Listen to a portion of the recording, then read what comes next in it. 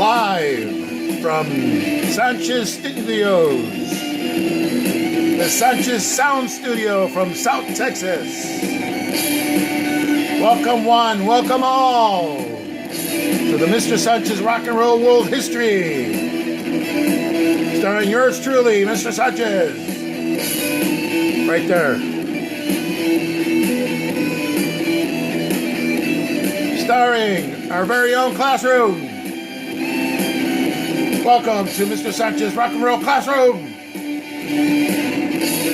Tonight's episode, Napoleon.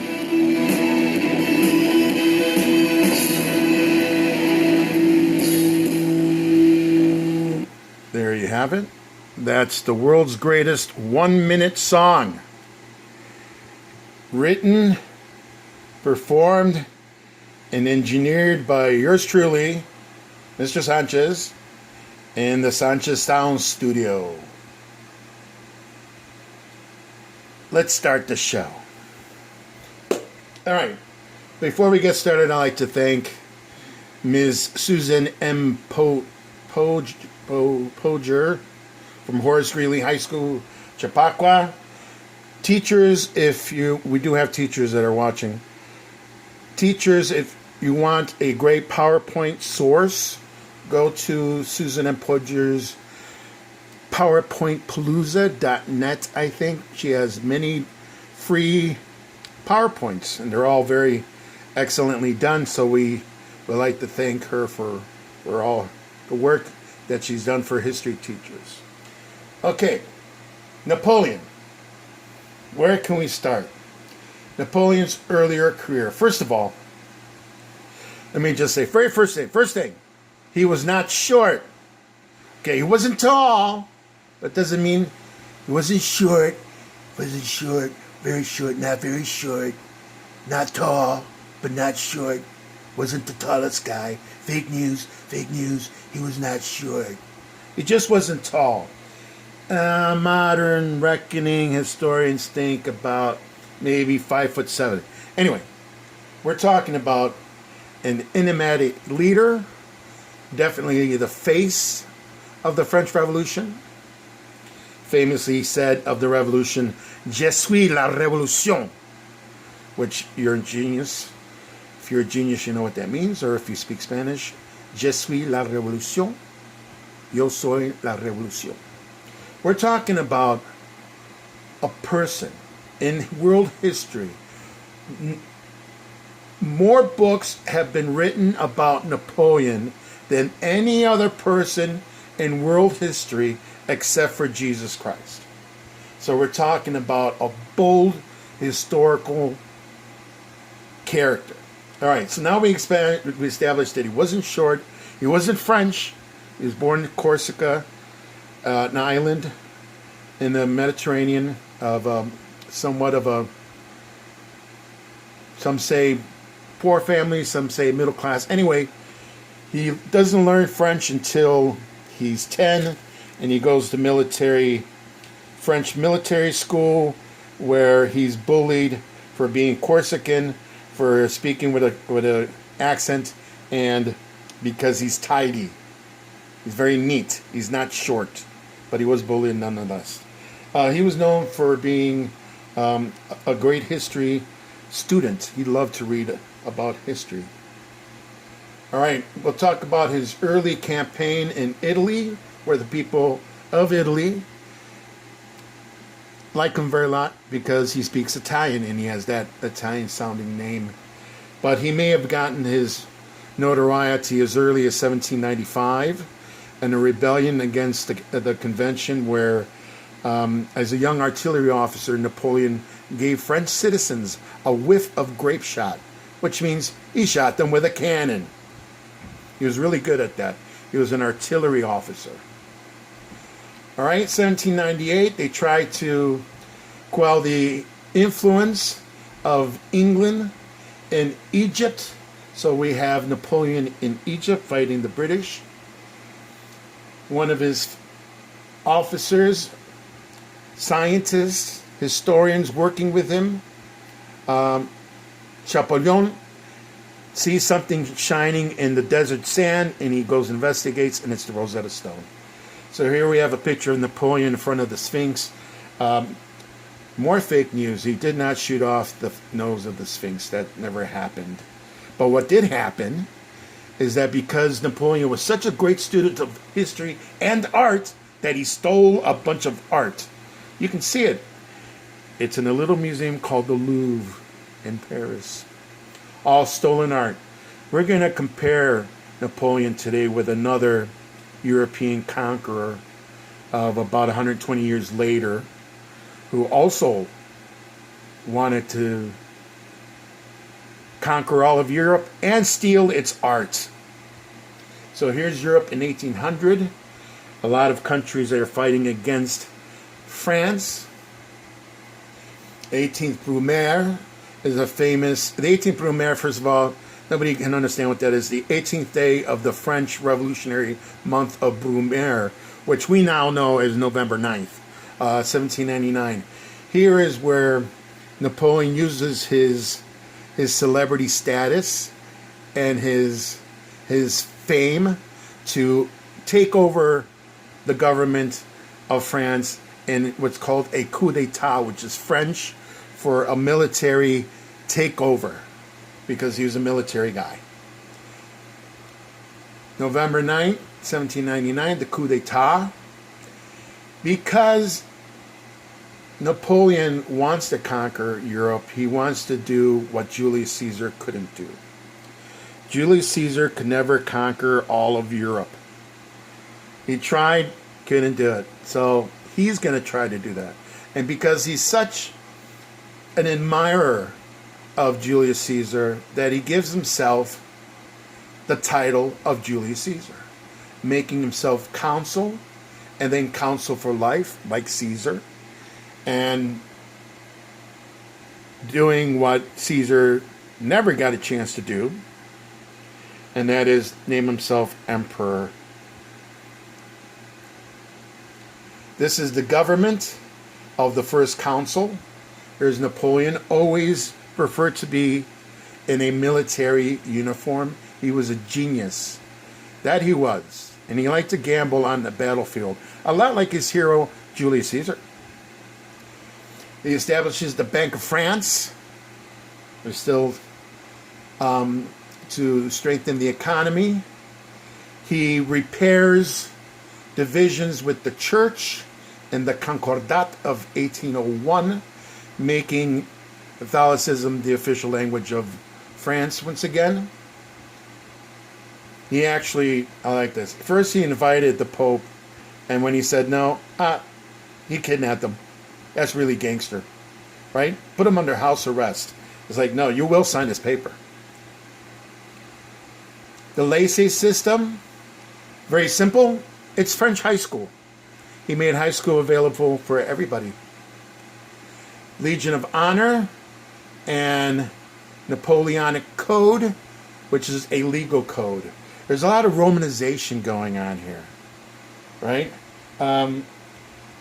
Napoleon wants to reorganize the old law into a new law, a lot like Justinian of the Byzantines. And his motivation be like he got it from God himself. Here's Napoleon writing the law. Actually, it was lawyers and judges working for him. And God himself is motivating Napoleon to reorganize the law. It is a law that is very influential at the time and still is. However, it wasn't very kind to women. Women cannot own property. Women cannot hold on to the money even after they work for it. If a woman was found guilty of adultery, she was thrown in prison, where a man just had to pay a fine. So it wasn't very, very fair to women. All right, here's a great story, and expanding how this became just a world phenomenon.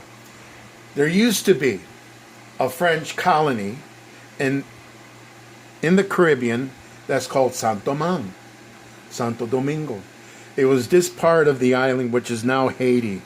And there was a slave revolution. It was the first and only successful slave revolution in the history of the world. Not even Spartacus could do that. And the slaves on the island gained their independence, and Toussaint Louverture became the first governor of the newly liberated Haiti. But Napoleon wouldn't have anything of it, because Haiti was good, really good for one thing, making sugar. It made a lot of money, and Napoleon wanted money for his wars. So what he does is he takes all the territory that belonged to France, the Louisiana Territory, which was regained after the 7 Years' War, and sold it to a man who he knew supported the French and their cause. That is Thomas Jefferson. Thomas Jefferson was a Francophile. He loved France. He used to live in France. And for the low price of $15 million, he can have all this land, which is now, it's priceless. So now he's all in. And what he does is he sends soldiers back to Saint-Domingue to conquer it once and for all, making all that sales of sugar going back to France, back to Napoleon's pockets, so he can continue waging war against Europe. And poor Toussaint Louverture, he gets tricked into going to a meeting where he gets kidnapped, and he gets sent to France, where he dies up in a mountain fort castle of exposure, cold weather. But Dessalines and the others in Haiti repel the French with the use of yellow fever, and continue their independence. All right, Emperor. Here he is, the grandeur of the Emperor. We have Napoleon looking like an emperor, looking like the golden laurels of Julius Caesar. Here's his wife, Josephine. She routinely cheated on him. He routinely cheated on her. It wasn't the best of marriages, but she was from one of those Caribbean islands of Guadeloupe. Here's Josephine's bedroom. Okay, very nice. And here we have the famous painting by Jacques-Louis David, once again, of the coronation of Napoleon and Josephine. Now, the story is that when Pope here, and you see him right here, Pope Pius, the same one that was kidnapped by Napoleon, when Pope Pius went to crown Napoleon, like the Pope crowned Charlemagne on Christmas Day, year 800, sort of sanctifying his elevation to emperor. Story is that Napoleon grabbed the crown and crowned himself, and then he crowned his wife. Now we do see some people in the background, so this is what the painting looks like. There's a better graphics. You see Napoleon's mother in the front balcony right here. Okay, that never happened. She was not there.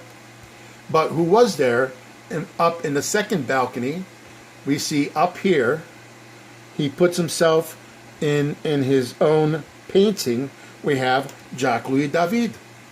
There he is, who also painted more paintings that I'll show you. The death of Marat, he painted that. The death of Socrates, he painted that. But there's other people over here on this side of the painting, including this little boy. And those are the brothers and sisters of Napoleon, who will become kings and queens on their own, appointed by Napoleon to different countries. So there he is, Empress Josephine. That's a draft of Jacques-Louis David of Napoleon crowning himself. And this is where you can see it now. It's in the museum in Vienna. That's the real painting and people looking at it. I don't know what this lady's looking at right there. She's looking at something else. All right, so I mentioned his family. The little boy is none other than Napoleon III, who is the nephew of Napoleon, who will become president of France in 1848 after the revolutions of France, after Louis Philippe of the House of Orléans is driven away, and he becomes president and emperor on his own in 1852 to 1870, being kidnapped by the Prussians in the Battle of Sedan and forcing his abdication. And then we have the unification of Germany in the Hall of Mirrors, in the Palace of Versailles. And then we have the Siege of Paris that leads to the Commune. Okay, well, that's a different story. All right, there's his throne. Okay, notice, students, average size chair. It's not a little chair. Remember, he wasn't short. His bedroom, okay, that looks like a short bed to me. I don't know. I haven't been there. And his image looking a lot like Rome, like a Roman, and the Arc de Triomphe, and looking like the Arc of Constantine, which is in a Roman arch like that. That's in front of the Colosseum in Rome. So very, very Roman. I guess they want to be. Remember that to be the Caesar, the Russian word for Caesar is Tsar, the king of Russia. We'll talk about him. And also Kaiser is related to Caesar, and that's the king of Prussia and Germany. All right, that's another painting by Jacques-Louis David. I'm going to go quickly. Okay, Napoleon's tomb, more on that later. Napoleon's empire till the time, okay, expanding. Then we get a loss at Trafalgar, at the Battle of Trafalgar in 1805, and there's a big public square, Trafalgar Square, very famous, that's named after this battle in London. All right, Napoleon's campaign at the Battle of Austerlitz. All right, this is very important in two reasons, because of who Napoleon beat, Austria and Russia. So this whole business of the Holy Roman Empire going back to Charlemagne is now over. There was a country that was called the Holy Roman Empire that was neither holy or Roman. Discuss amongst yourselves. And that was eliminated. There's just the Austrian Habsburg Empire. No more Holy Roman Empire. And by defeating Russia, the Tsar of Russia becomes an ally, no longer an enemy. So far. This is how it really looked like to cross the Alps for Napoleon. This is how it looked like for Jacques-Louis David. Again, he wants to make Napoleon look better and bigger than he really is. In the bottom are his name Bonaparte, Hannibal, who also conquered parts of Europe fighting the Romans. Sorry, just have to make an adjustment here.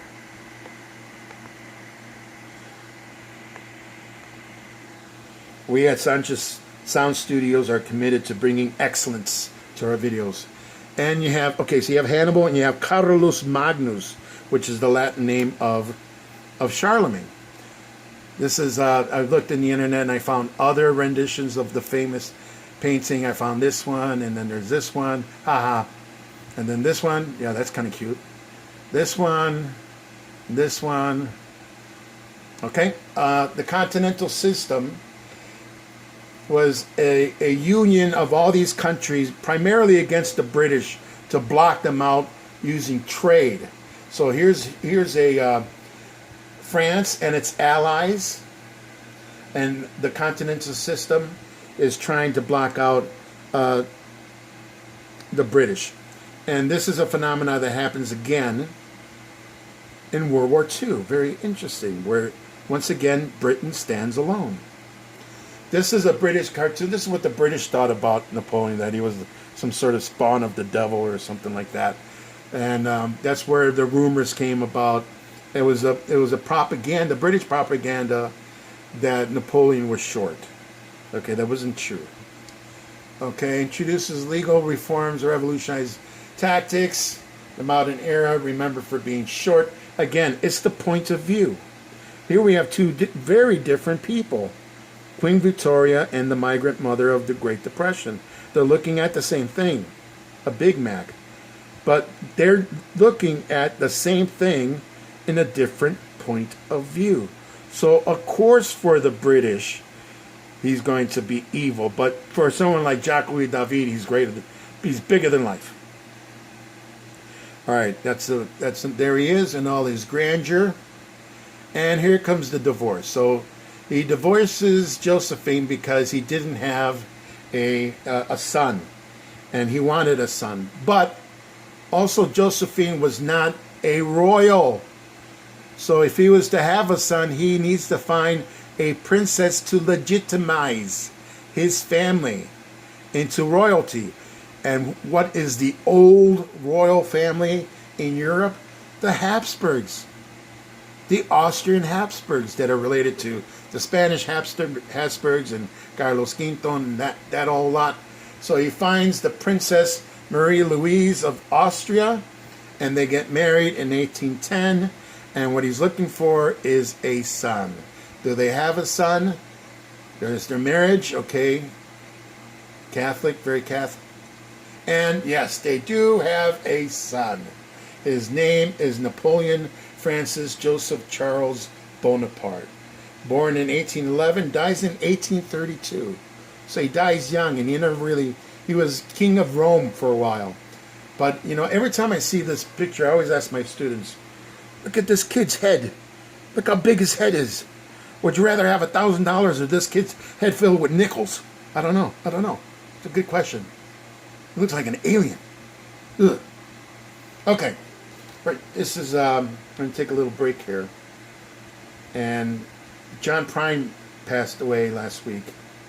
He was a musician from Chicago, and I've been practicing a little bit on the mandolin.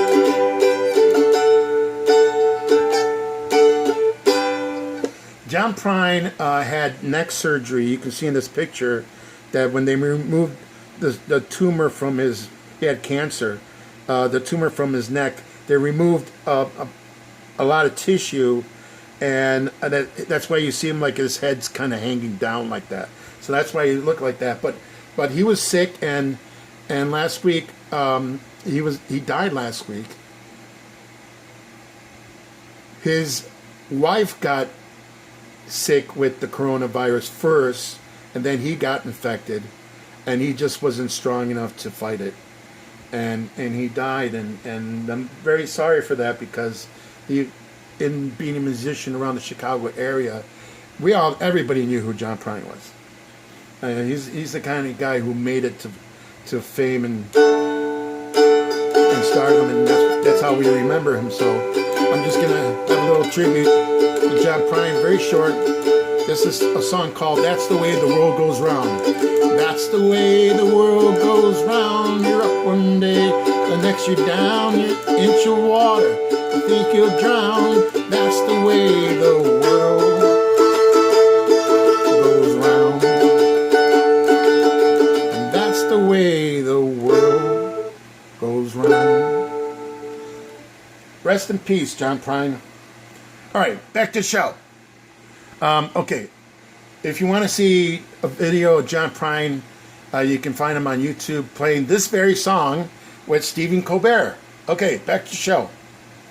All right, the Peninsular Campaign. Let me see if I can wrap this up real quick now. I don't want to make this video too long. Okay, this is the war against Spain. All right, Spain fought against them. So Spain had to pull a lot of soldiers out of Latin America to fight against Napoleon. And that's where the criollos of Latin America started their independence movement. So it's sort of like a cause and effect. In an indirect way, Napoleon caused the independence of Latin American countries. This is a painting by Goya, Spanish artist, of the Spanish soldiers massacring citizens in the 3rd of May of that year, 1808. Guerrilla fighting in the mountains. Here's Napoleon. We're going to wrap things up now. This is Napoleon in a study by David.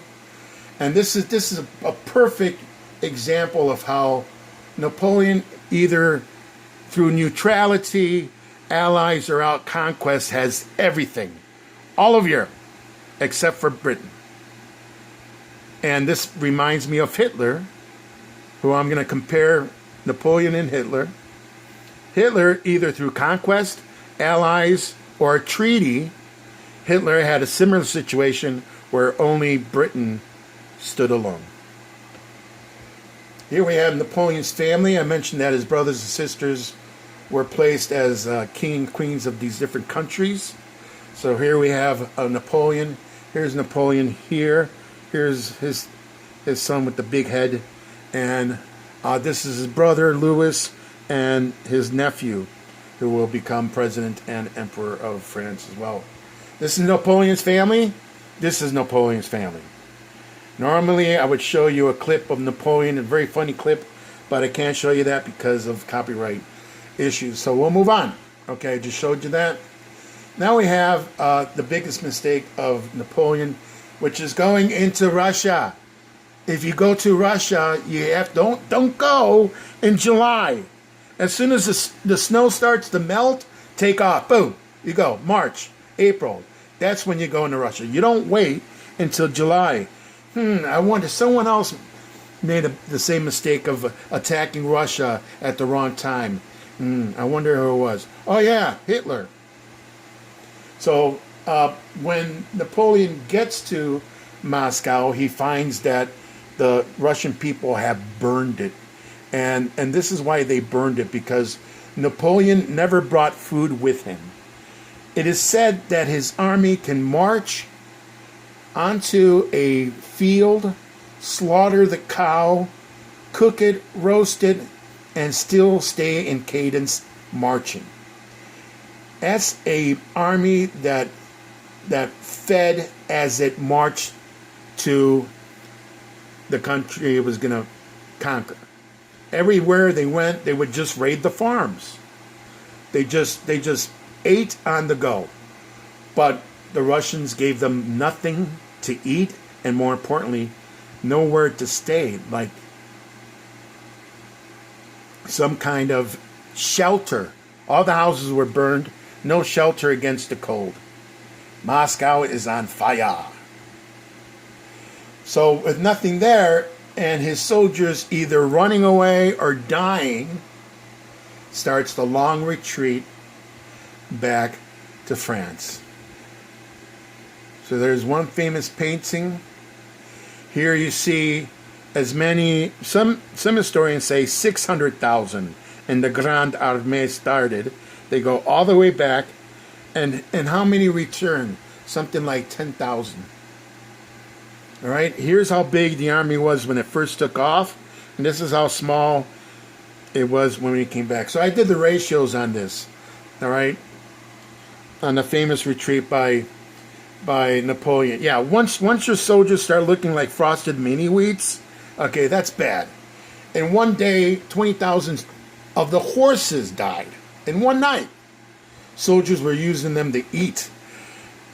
Well, I did the ratios, and when Napoleon left, some historians say 640,000, coming back with 20,000.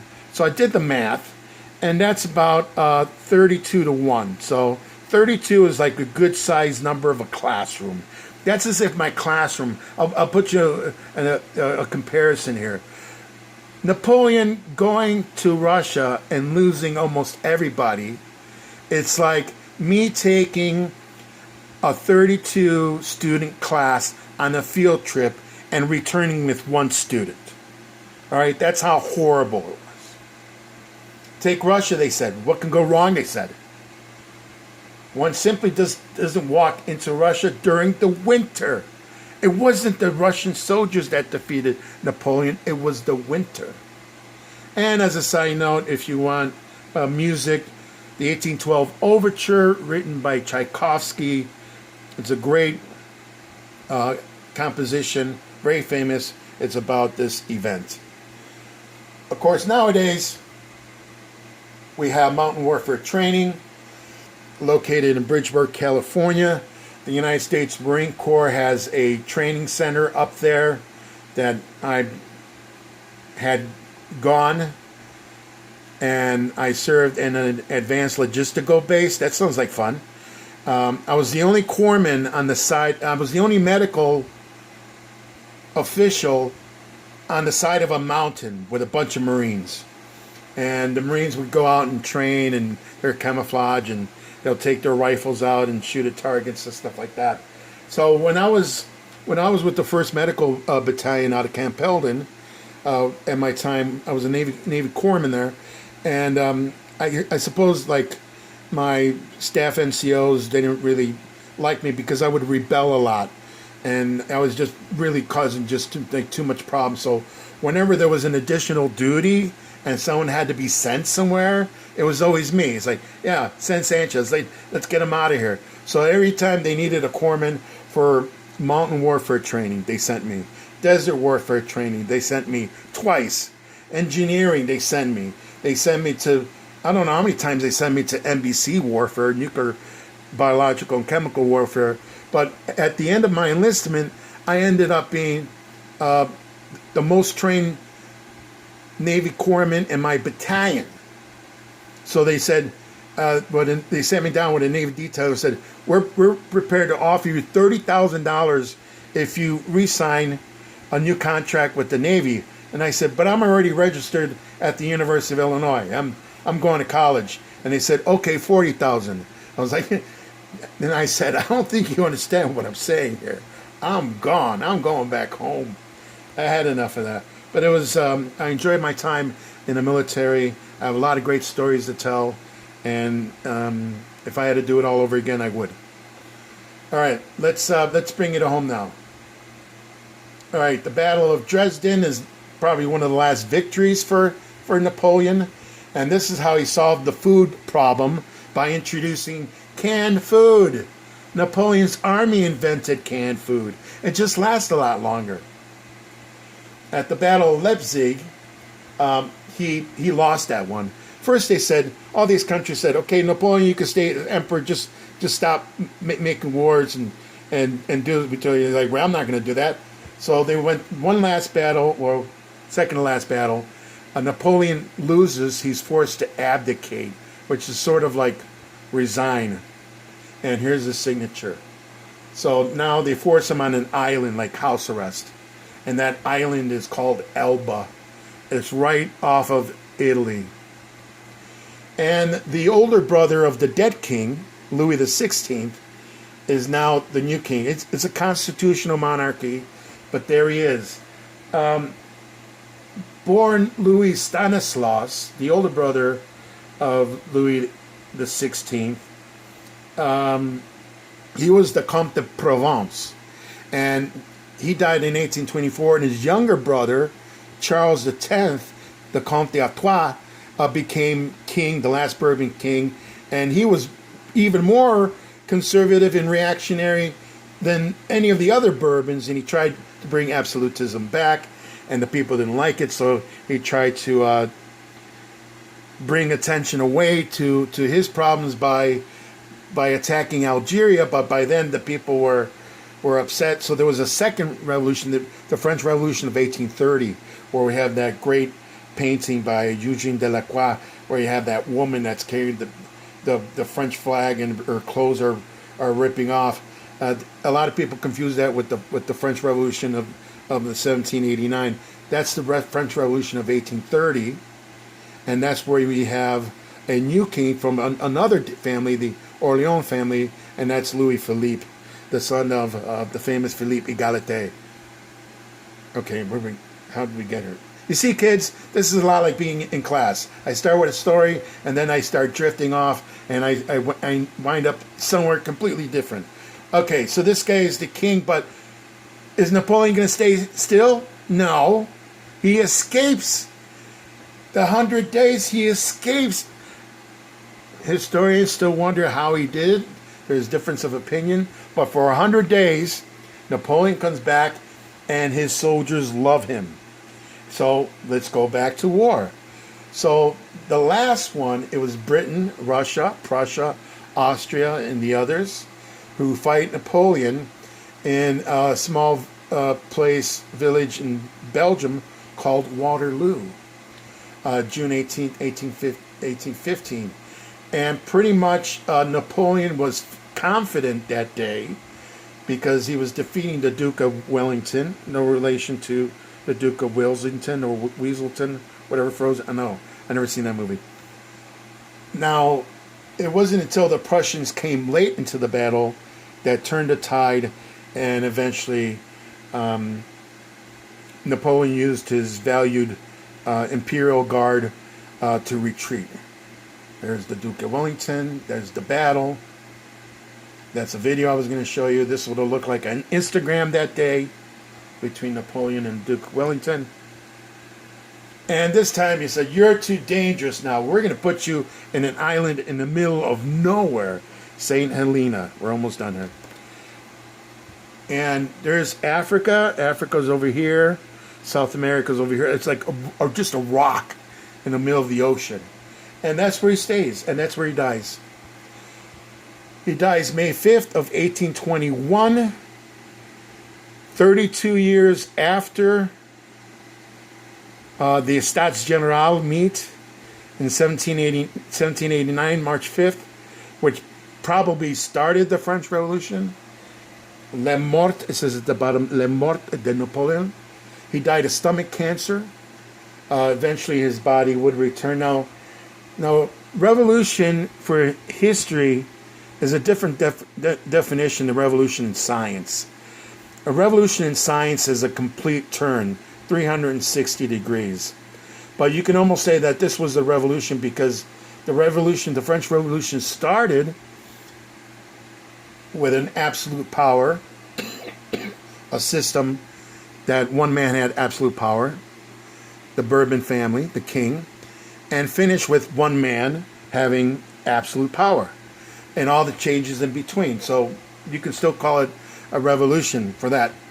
This is Napoleon's tomb. It's in where I believe in the military school in Paris. I think that's where it's at. And here we have Hitler right there in white visiting Napoleon after the Germans take France in 1940. For Napoleon, Caesar was his idol, his hero. For Hitler, Napoleon was his hero. We're going to finish with the Congress of Vienna. I want you to pay attention to two men. Here we have the Prince, right here on the side, Prince Clemens Metternich, and over here on this side we have Talleyrand. So the leader of the Congress of Vienna that puts all lands back and provides a balance of power in Europe is the genius Prince Clemens von Metternich of Austria. During the day, the men worked feverishly. They worked hard, and they're negotiating and they're going back and forth. And it's not just France, but there's the crisis in Poland and other things. But at night, they had a good time at night. They liked to party. Famous stories like that. And then we have Charles Maurice de Talleyrand, one of my favorites of the French Revolution. He is just a survivor. He starts out as a priest, becomes a bishop, but he had a problem. He liked girls too much and gambling. So he retired as a bishop and became a politician, playing one side against the other, very Machiavellian in a way, but just an absolute genius. He's one of my favorites. From 1815 to 1914, the Concert of Europe successfully avoided full-scale war. There were revolutions of 1848, independence movements like in Greece, wars of unification like Germany and Italy, wars of expansion, Congress of the Berlin Conference of 1885. Eventually, this Concert of Europe, these countries working together, there was sort of like a primitive United Nations with 5 dominant members like the Security Council. There were the British, Russia, Prussia, Austria, and France. And eventually, this broke into alliances, the Holy Alliance, the Triple Entente, the Triple Alliance, and by 1914, Europe was a giant powder keg waiting for one spark to set it off. And that's the assassination of Franz Ferdinand, beginning World War I. All right. Thank you for listening. Thank you for watching. Remember that the district came out that we're going to have classes till May 28th, it looks like. So keep doing your assignments. You're doing them great. Keep up the good work. And together, we're going to get over this. I don't want you to be afraid. I don't want you to be filled with anxiety. Everything's going to be great. We just got to do one thing. We got to just stick together. So take care of yourselves. Take care of your families. Take care of your communities. On behalf of myself and everybody here at Mighty Vato Productions and Sanchez Sound Studio, we wish you the best. Best of luck. We'll see you soon. It's only rock and roll, baby.